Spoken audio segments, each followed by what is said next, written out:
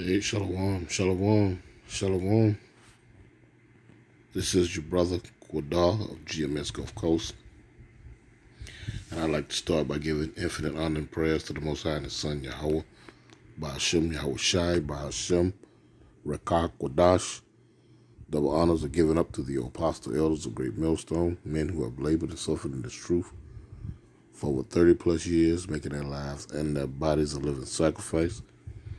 I also like to send a shalom to the hopefully elect, the one-third of the nation of Israel scattered throughout the four winds of planet Earth, north, south, east, and west, which consists of men, women, and children in that order, as well as giving a shalom to the various GMS camps, elder bishops, elders, and heads, and last but not least, I'd like to send a shalom to any of you Akim, not named GMS, but walking one body, one spirit in Yahweh Shai, preaching and teaching this 100% truth, as it has all been taught to us by the apostle elders, Great Millstone.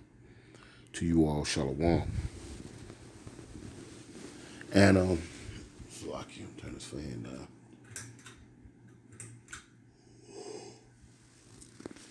As you see that, it says Iran threatens Trump, claims new missile can hit Israel and U.S. And this goes without saying, these nations hate. They hate this place. They hate America. It's called some of those so-called Middle Eastern countries is called America Great Satan.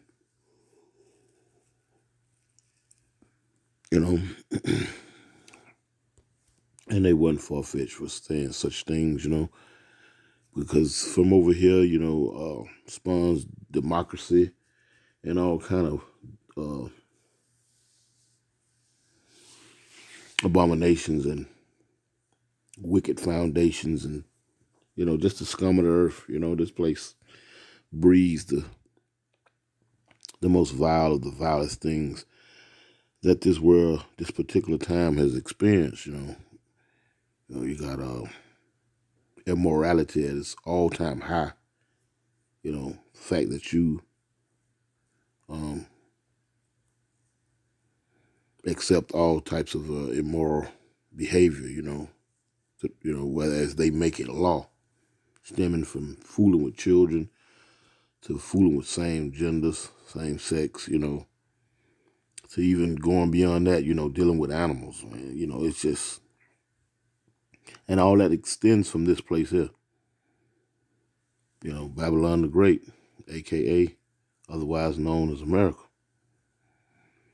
And, saying that, along with a whole host of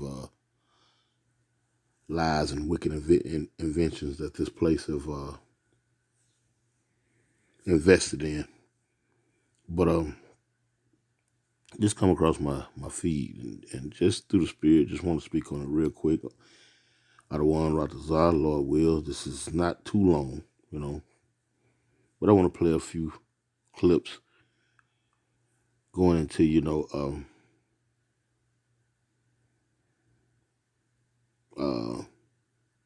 the repercussions of the actions of this place. Salakia, or rather the consequences. You personally, just think about yourself personally, cannot go down a path where you do nothing but wickedry and expect to live harmoniously or live good after the fact, after all that wickedness that you've done. You understand? That's that doesn't make sense. There's an old saying in the world, karma. That's what they call it, karma. That's what the world perceives it as. But it's whatever soever a man soweth, that also shall he reap, roughly paraphrasing. That's basically what it is. If you sow wickedness in the world, then guess what? You will get the same back in the end. And that backs the point where I just said, how do you expect to live, peacefully and harmoniously and all you have done is propagated wickedness. Anyway, I don't want to ramble too much more. I'm finna let this video play, and we'll grab a few clips and a few precepts and close this. Newscast: Iran unveils a new cruise missile that it says can reach Israel as the Iranian regime threatens once again to assassinate President Trump. Get all the breaking details next.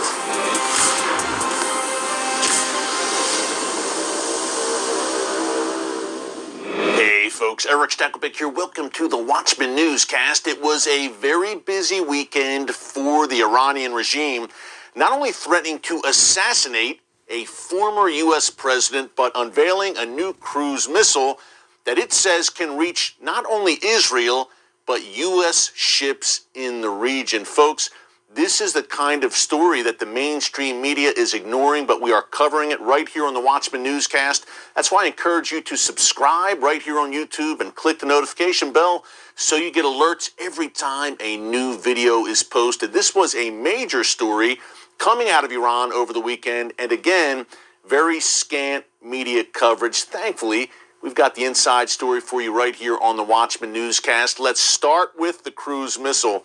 Now, bear in mind that Iran oftentimes boasts about its military capabilities, and these are oftentimes false boasts. We shall see about this cruise missile. It's called the Pave missile that Iran unveiled over the weekend on state TV, showed footage of it. And according to the regime, this missile can travel over 1,000 miles, which would enable it, of course, to hit Israel, but also U.S. ships in the region. And the Iranian general who kind of unveiled this at a press conference, he explicitly made those threats against Israel, the U.S., and Europe as well. His name is Amirali Hajizadeh. And the cruise missile was just one part of what he said. The even more troubling comments concerned U.S. officials or former U.S. officials, in particular, former President Trump, former Secretary of State Mike Pompeo, and military officials who were in office in January 2020 when Iranian terror master Qasem Soleimani was killed. Now, remember, President Trump ordered that drone strike against Soleimani as he got off a plane in Baghdad, Iraq. He was eliminated. An arch terrorist, probably the most dangerous terrorist in the world, and President Trump ordered his elimination. Iran has been raging for 3 years plus ever since the death of Soleimani. He was really an irreplaceable cog in their terror wheel, and they've been vowing revenge, again, against the United States ever since. And according to this top Iranian general, that desire for revenge on the part of the Iranian regime has not abated over the past 3 years. We've discussed here in the newscast in the past year or so Iran's attempts to assassinate former Trump administration officials here on U.S. soil. Among those officials, Mike Pompeo, the former Secretary of State, who you've seen here on The Watchman. This general's comments over the weekend, basically, he didn't go into too much detail, but what he did said was, Allah willing, his words, we will kill Trump, Pompeo, and the military officials who made the call to eliminate Qasem Soleimani. A very explicit threat, folks, really wrap your heads around this, a very explicit threat to murder U.S. officials by a leading general in the Iranian regime, in the Iranian military. And the response is basically crickets chirping, not only from the Biden administration, who you think they're the current administration, you would think they would fiercely respond to defend former U.S. officials, but nothing. No statement, nothing from the Biden administration, no condemnation from the UN, surprise, surprise. Again, the European Union as well, nothing. Again, folks, open threats by a top Iranian military official to assassinate U.S. officials, and nothing. Folks, look, as you review the 20th century, try this delicious blood sugar cocktail tonight to reverse high blood sugar while you sleep. Most people continue to take the century of Mao, Stalin, Hitler, Saddam, Pol Pot. If that taught us anything, It's that when evil men tell you they want to kill you, you should believe them and take them at their word. What I do here is not brain surgery. I'm simply watching what the Iranian regime is saying, and I'm taking them at their word. Again, 3+ years of threats now against President Trump, Secretary Pompeo, and others. I hope that Washington, D.C. and the current administration are taking these threats very seriously. At the same time, we've got another developing problem with the Iranian regime and its cooperation, increasingly close military cooperation with Russia. Now, we've documented here in the newscast how Iran, which views itself as a drone superpower, has been rolling these drones off assembly lines and sending them to Russia to be used in Ukraine. And Russia is doubling down. They want more military assistance from Iran, to the point where Iran is going to now build a drone factory inside Russia, as we reported here in the newscast recently. Well, now Russia is saying, if you are all in with us, Iran, then we'll give you some help as well, in the form of Russia now reportedly potentially helping Iran with its ballistic missile program. And not only that, supplying fighter jets to Iran. Now, number one, remember, Iran's current Air Force is pretty much a shambles with old fighter jets from the 1960s and 1970s. They badly need an update to their Air Force, and they know that, and they believe Russia could fill that need. And guess what? Russia may very well do that. Quid pro quo type relationship. Hey, Iran is not supplying Russia with lethal assistance in Ukraine for nothing. Russia will return that favor in some way, whether it's helping Iran with missile technology, helping Iran with fighter jets, supplying fighter jets. There's even been some rumblings perhaps Russia would help Iran in some regard with its nuclear program, and that would be a major red line for Vladimir Putin's regime to cross. But when we're talking quid pro quo here and this growing relationship between Russia and Iran, which really covers all areas now, folks, military, economic, trade, and so on, my main concern, though, when it comes to that Russia-Iran alliance, and folks, that's what it is shaping into a formal military alliance between these two nations. My main concern there is that Iran is going to nudge Russia to shut the skies over Syria to Israel. Remember, there are thousands of Russian troops in Syria right now still. They're not going anywhere, and they effectively control Syria's airspace. That could be a major problem for Israel if Russia decides to shut the skies, because Israel needs to continue to strike Iran and Hezbollah and their various jihadist allies in Syria, who want to not only establish a forward base there from which they can strike Israel, but also use it as a transit point for precision-guided missile PGM parts, transit them right through Syria into the hands of Hezbollah in southern Lebanon. So Israel, needless to say, in what's been called the war between the wars, has carried out hundreds of airstrikes against Iran in Syria in recent years. Iran does not like this. It's happening under the noses of Russian troops in Syria. I don't think that it is beyond the realm of possibility that a day is coming where Russia says to Israel, enough is enough, at Iran's urging, of course. Hey, Iran's going all in, supplying Russia with drones and other support in Ukraine. Could Russia return the favor in that regard, in helping Iran in Syria?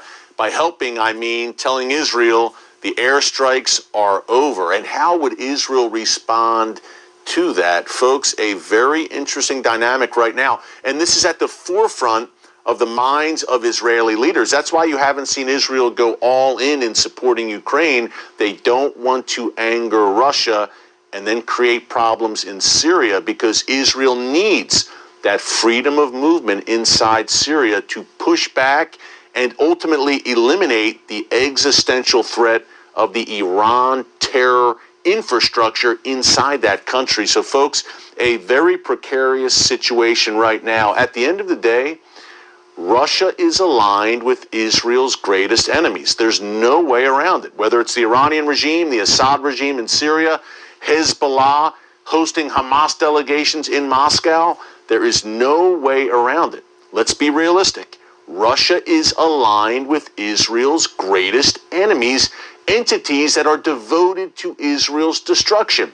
So nothing good can come of this. And I think in Jerusalem, they're increasingly getting the memo, so to speak, and seeing what Russia is all about vis-a-vis Israel's enemies, and it's not good. Folks, we're keeping a very close eye on all of this. God Almighty still sits on the throne, and the good news is he's not only in control, the book of Psalms says he actually and literally laughs at Israel's enemies. The God of Israel neither slumbers nor sleeps. Israel will be just fine. Keep all of this in your prayers. Thanks so much for joining us here today on the Watchman Newscast. Until Unbeknownst to him, those are not the biblical Israelites. So the Lord has not them in his prayers or in his good deeds. They are going to be destroyed, Lord willing, sooner than later. You know, to start off, matter of fact, we're going to go to the book of, because those are Amalekites in that land, the land of Israel, and the Lord hates those folks. It goes without saying. So, you know, if he just speaking, that's wishful thinking he's speaking. That's all that is. Wishful thinking. Wishful thinking. This is Exodus chapter 16. And, Slakia, this is Exodus chapter 17, Slakia, and verse 16, and straight to the point. For he said, and he is the Lord Yahweh, the Heavenly Father. For he said, because the Lord Yahweh has sworn that the Lord Yahweh will have war with Amalek from generation to generation. And Shalakia, the he is Moses. Let me read that again. This is Exodus 17 and 6, and it says, for he said, because the Lord Yahweh had sworn that the Lord Yahweh will have war with Amalek from generation to generation. Real quick, let's go into that word generation. And it's going back to the time of our forefather Moses. You know, matter of fact, Amalek. Let's see who Amalek is. Strong's H, 6002. Amalek. Amalek. Let's see. Dweller.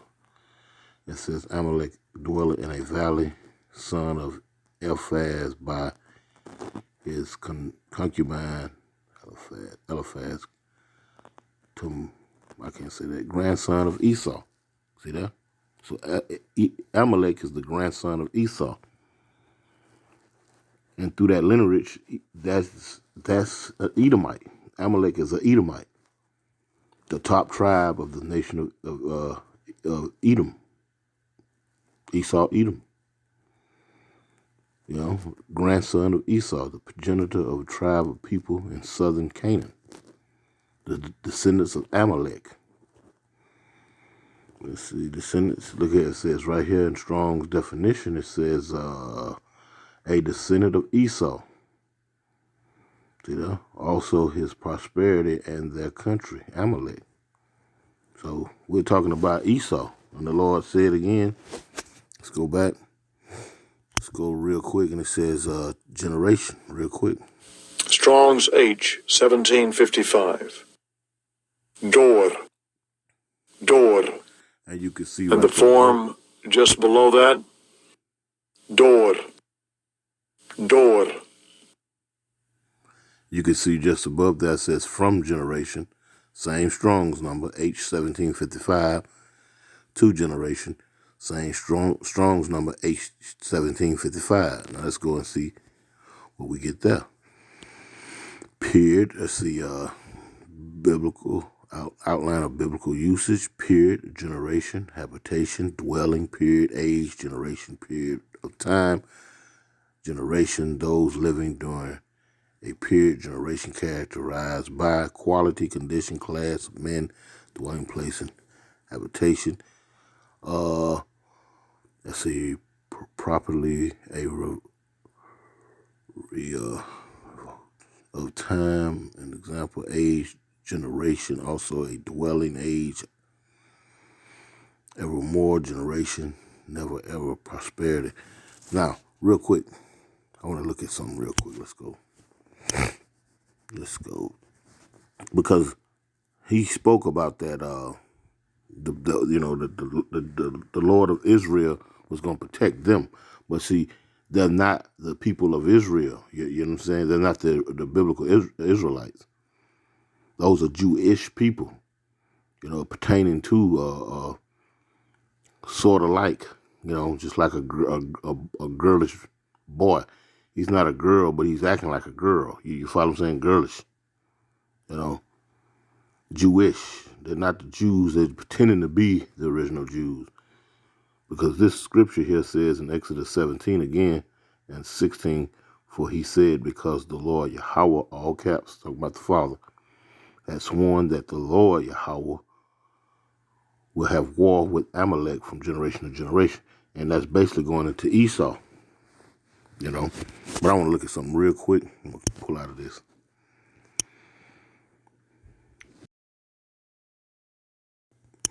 Let's see. There we go with this dumb phone acting up.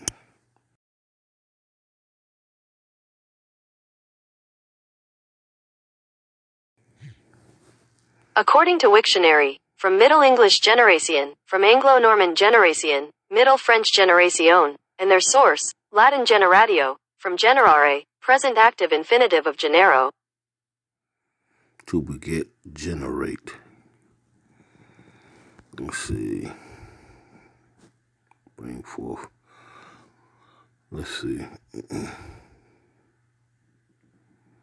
From generation to generation. Now, the generations of Esau or Amalek still here on the planet? Yes. They called the Amalekites, those people, those Jewish people who occupied the land of Israel. And what did those Iranians say? They have missiles that can reach Israel and the warships in the bodies of water surrounding, out there, in the Mediterranean and the water surrounding Israel. And what this about, man? They're upset because of what the Trump administration did, man. And these folks are not scared of the U.S. anymore. Anyway, it says body of generation, noun. It says early 14th circle, body of individuals born about the same period, historically 30 years, but in other uses a few, let's see. A notion of descendants, on the notion of descendants at the same stage in the line of descendants. A notion of descendants at the same stage in the line of descent. From Old English, Old French, I can't say it, race, people, species, progeny, offspring. See that? The offspring, a race, people, species, acting as procreating, let's see, and directly from Latin, whatever that is, I can't pronounce it, generating, generation, noun of action, from past participle, stem of generare, bringing forth, begot, produce, from genus, race, kind, give birth, begot, with derivatives referring to procreation, and the tribe groups. Okay.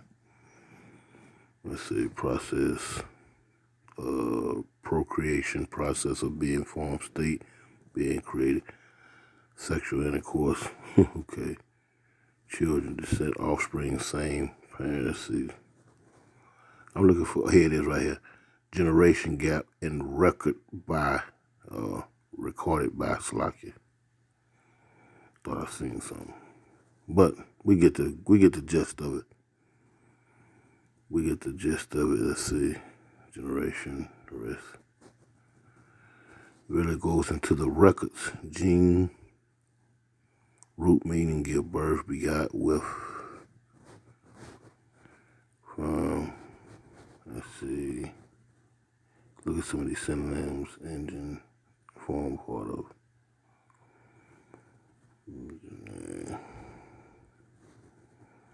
I was looking for the word records. But Kendrick, kind of, sort. But we got the gist of it. I don't want to get off the point. Yeah, so those are not the people of the Bible. And now, real quick, I want to, if I can find this, let's see.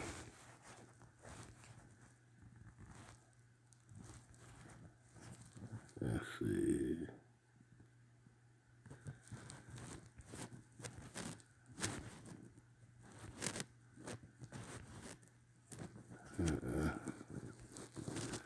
Thought I had it queued up, but I may not have.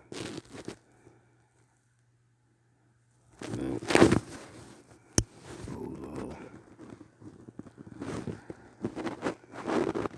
Let's see something. Excuse me. Now, they brought up that in that clip about Donald Trump's ordered killing of Iranian General Soleimani and U.S. January 2nd, 2020, the commander of Iran Quad Force has been killed. Let's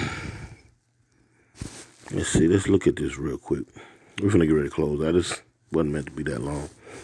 Just want to touch on, the wickedness that they sown, all this, so, do as we say, or else. These people have, the United States, their so-called allies, their buddies, their friends, their frenemies, enemies, because they're really enemies, has put that big boy pants on, and they're making big bold threats to actually assassinate, allegedly assassinate former U.S. officials. CNN World, it reads, U.S. drone strike ordered by Trump kills top Iranian commander in Baghdad. Yeah, Baghdad. Yeah. And anyway.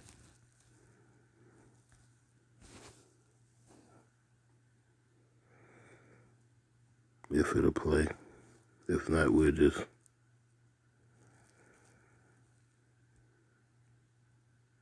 was I don't think it's gonna play. Iran's most revered and feared commander, Qasem Soleimani, leaves a gaping hole in Iran's warfighting machine.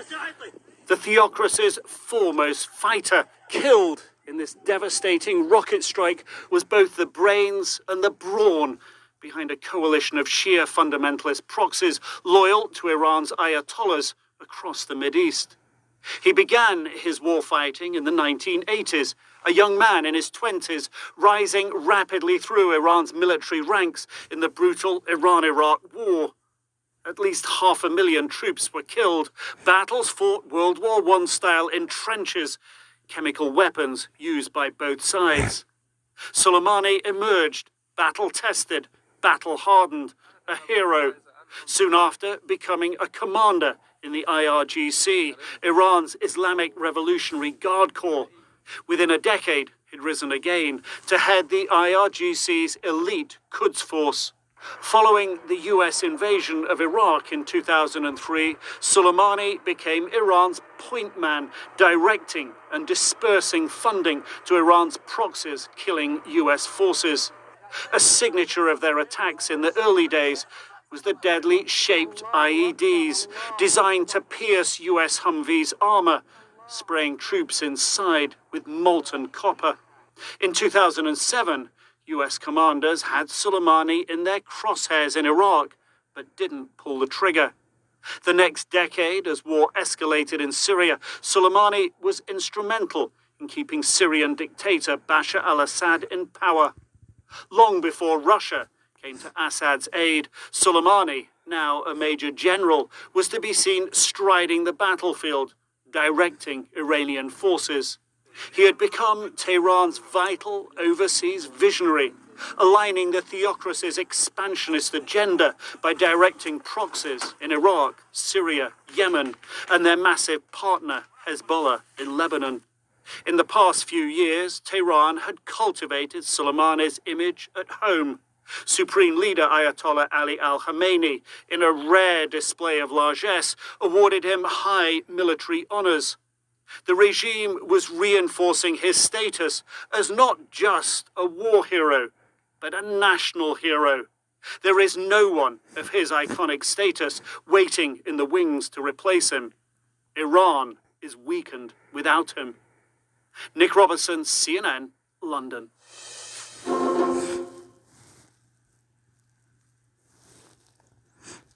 There you have it. Like they were,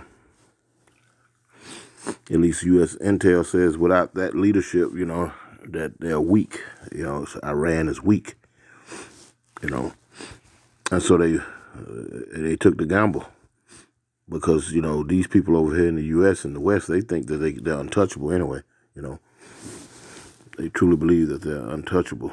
But anyway, it says U.S. President Donald Trump has said that he ordered a precision strike to terminate a top Iranian commander who was plotting imminent and sinister attacks on Americans, adding that the decision was one of deterrence rather than aggression. In other words, you're going to do this and you think you're going to scare these people out of not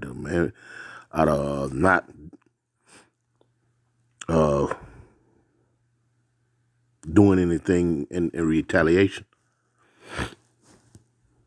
I mean, come on, man. These so-called white boys over in the U.S., man, they act like they haven't seen some of the movies that they put out. How a cat will lay in the shadows for weeks and years to plot his revenge. I mean, these people are starting to believe their own hype, that they so big and powerful that no one would dare to even consider any type of retaliation for an act like this. You know what I'm talking about? Yeah,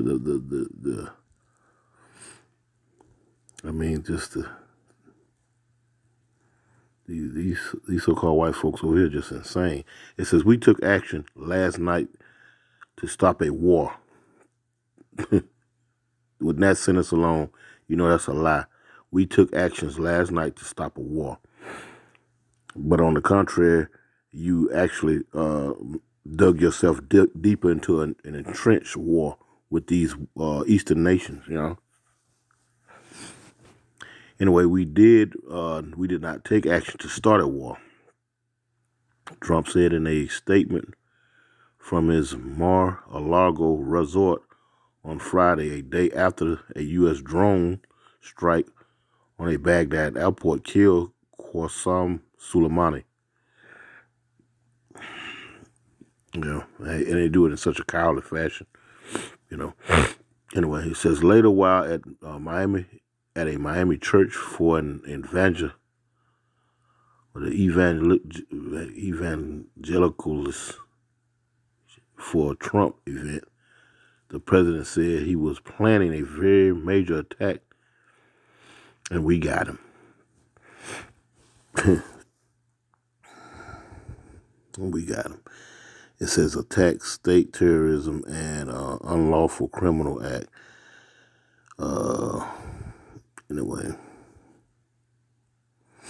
Anyway, you can read the rest of this. I'm not going to read all of it, but yeah. Yeah.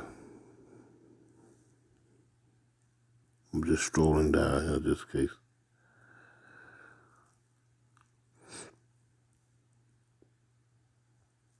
Anyway, I feel like I'm coming down with something. They act as though there's no repercussion for their actions. You know, they can do as they want, and that's it. You know, but hey, like I say, man, you go around the world plotting and sowing wickedness. What do you expect? You know. Let's see, Galatians 6, 7. Out the way. Out the way. 6.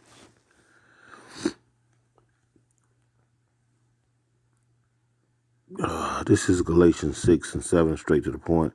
It says, "Be not deceived, God is not mocked. For whatsoever a man soweth, that shall he also reap." You know, that is what he also shall reap. And what have these people done? They go around with this regime change deal, you know, that they do by way of the CIA, you know, corporate hitmen, you know, funding coups of governments. This is what the United States do. This is what they do. You know, matter of fact, it's like it. I want to pull something real quick. Let me see if I can pull another little clip real quick. So let me see. I'm gonna pause it. So like yeah, I had to follow. It's like I had to find the clip in which I was looking for. Going back into that, how the U.S. bullies and push and tell folks, you know, is our way or the highway. I want you to listen to this clip here, dealing with the. This is the counterpart to the U.S. Secretary of State. This is his counterpart in Russia, and listen to him go in the somewhat details of him speaking to other contemporaries of other heads of state, you know, that may feel in the same position as him in other countries and whatnot, and let him tell you how their relationship, these other relationships with the Americans, are in relation to being on board with the agenda in which the Americans are pushing. Let him tell you how his so-called friends have come and told him behind closed doors or behind, off camera, how their relationship operates when cooperating with the United States. It's not a cooperation type of deal. It's you either do it or we gonna do this. There we go. So I'm going to get this set up for you guys, and I want you to listen to it. So this is Sergey Lavrov, and he's going to explain to you what other countries and foreign ministers have told him at different meetings at the United Nations and at the G20 summit. They tell him that the United States government threatens their country to you either do and vote like we tell you to, or there's going to be consequences. So that's how we conduct our foreign policy, folks. That's how we do it.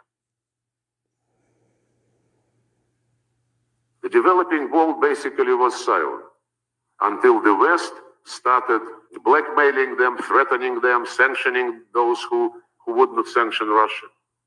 You know what? Many friends of mine in the developing world, they're telling me how this is being done. When the West says, the Americans tell them, you must vote this way or else.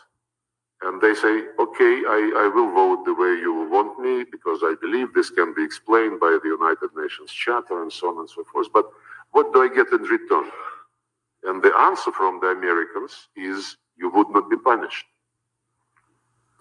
Fair deal, very fair deal. Then I have quite a number of friends in New York, and when I was there for the last General Assembly, I talked to them, and they were, many, if not most of them, were saying that they fully understand what is going on, and that we should not be angry at the way they vote. And they told me what arguments the Americans have been using when they persuaded people to vote in the General Assembly against Russia. The arguments were very straight.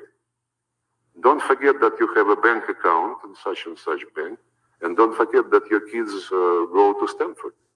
Bluntly. And I'm sure that there are many people in this room who know that this is true.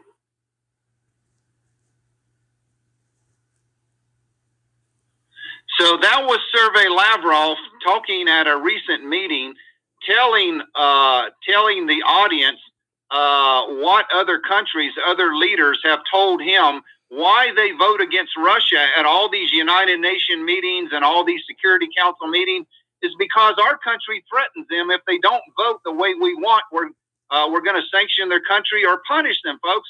So, that's how we negotiate around the world.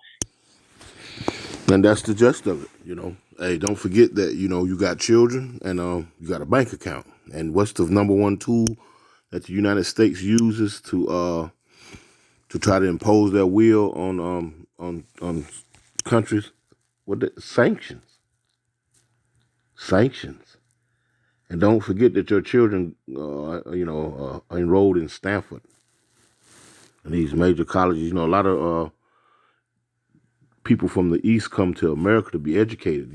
That's just the thing that they do. As part of some of the perks. So you're going along with the agenda of the U.S. These people, perpetrating all this madness across the planet Earth. Again, this is Galatians 6:7. It says, "Be not deceived; Yahweh is not mocked. For whosoever," it says, "for whatsoever a man soweth," whatever you put out there, whatever you're doing, your works, that shall he also reap.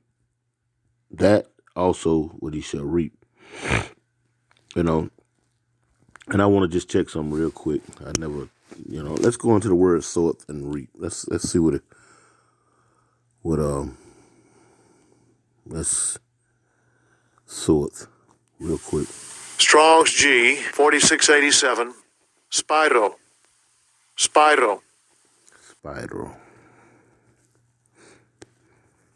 Let's see. It says to sow, scatter seed, to a proverbial saying. Probably strengthened through the idea of exceeding, to scatter.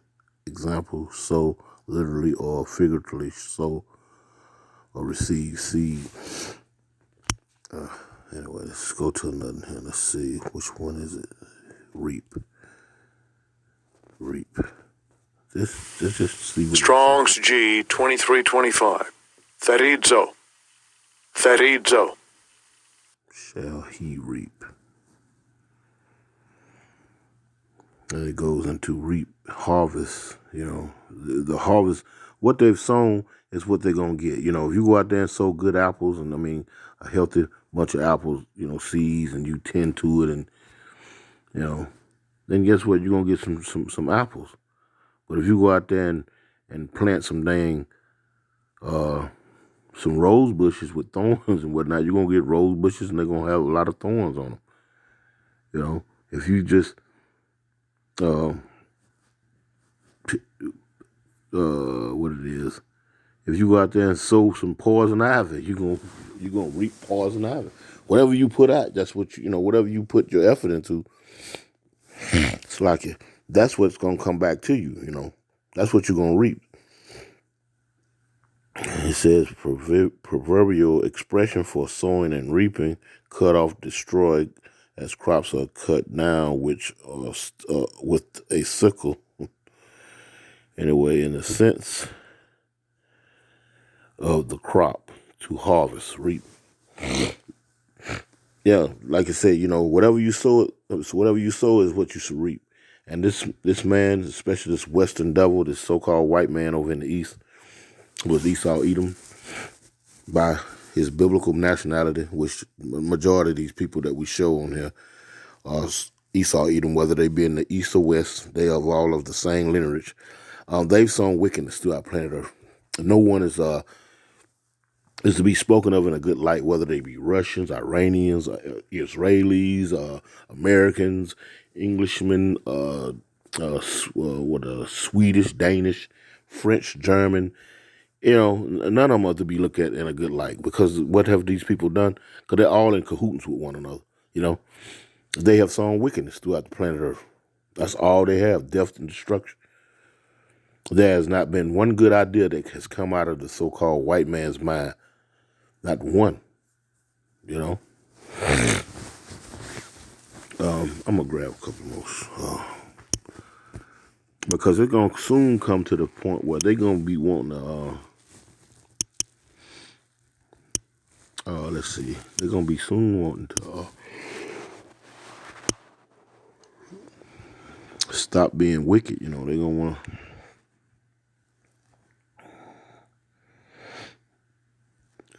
what it is.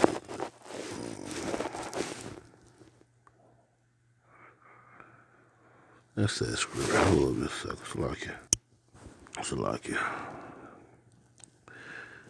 Yes, this is it. I was here the whole time. This is Isaiah 33:1, and it reads, and you see that it says, the judgment of Yahweh, the Heavenly Father, God.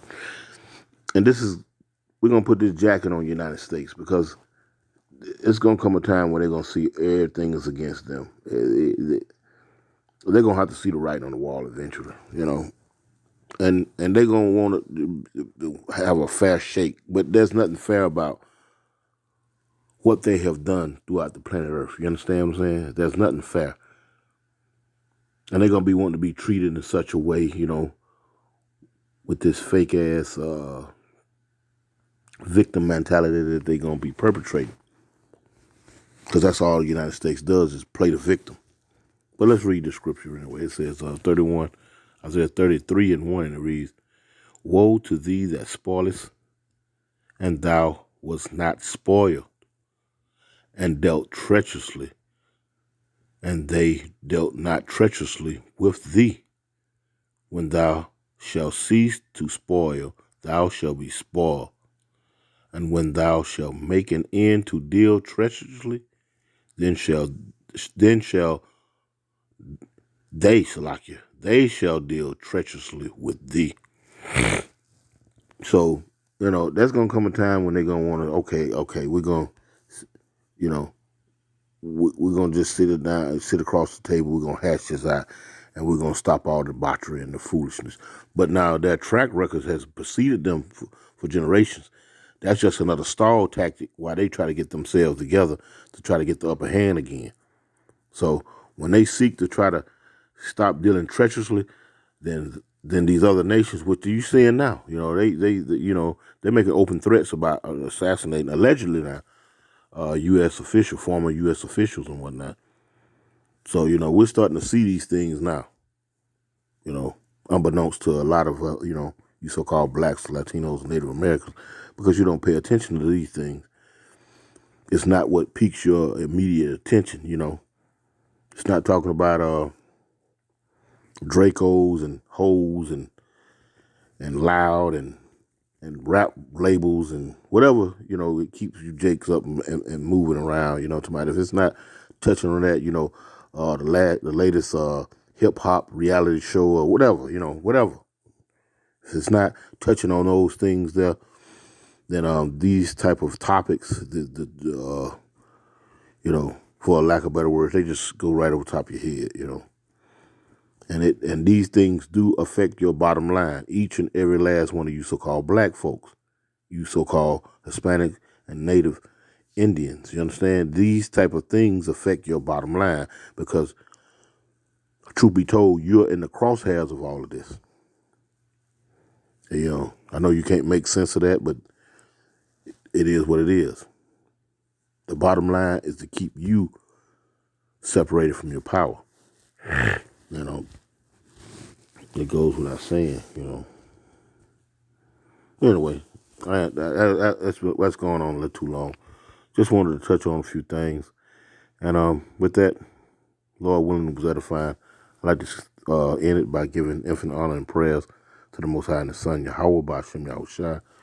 Double honors to the Apostle, Elders, Great Millstone, Shalom.